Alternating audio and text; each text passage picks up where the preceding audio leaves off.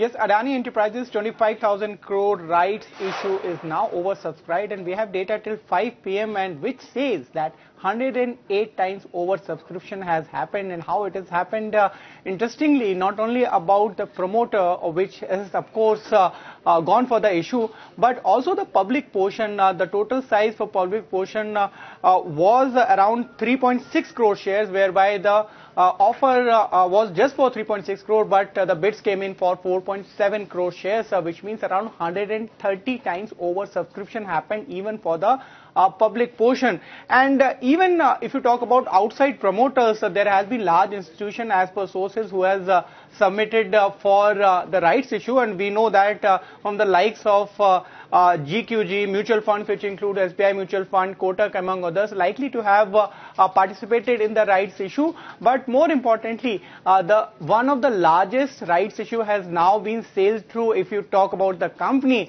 and considering the history which was there when the fundraising happened for Adani, this will be one of the things which is a kind of tick box for the company. But if you go into the details also, this was of course at the discount to the market price, whereby the payment option was also like this, that you can just pay for 900 and 450 that can be done in later stages in January and March.